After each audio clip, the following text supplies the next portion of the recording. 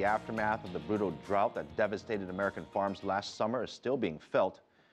Now it's not just farming yields that's suffering. The fallout is spreading to businesses that rely on North America's largest river. Craig Mauro reports. The drought continues to keep the Mississippi River at unusually low levels. The Army Corps of Engineers has had to dredge more than double the amount of sediment than usual to keep the river's shipping channel open through the winter. This year, actually, they went out a month early and they just came in beginning of February. So last weekend, they finished up their dredging operation. So it's a lot more work. That's 24 hours a day, 7 days a week. If the river becomes too shallow, billions of dollars worth of commodities like wheat, coal, and crude oil, much of it shipped overseas, would sit idle. Forecasts from the government's Climate Prediction Center place the Mississippi River Valley at a crucial dividing line.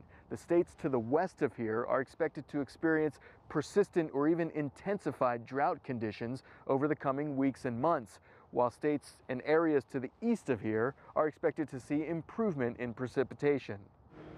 The 3,700-kilometer Mississippi subsides naturally during certain seasons, but an extensive system of dikes, locks, and dams built up over decades now keeps it navigable year-round. Yet that same system also makes the river prone to flooding. The more we try to control nature, the more it almost fights us back. And with the river, clearly we've magnified its unpredictability. We've magnified its flooding, we've magnified the harm to ecosystems. Chris says businesses commonly view barge transport as cheaper and more energy efficient than rail or truck, but that view doesn't take into account flood cleanup costs and things like the slower speed of river traffic. It may be unrealistic to undo the river's engineering, but the cost of it could be spread out more.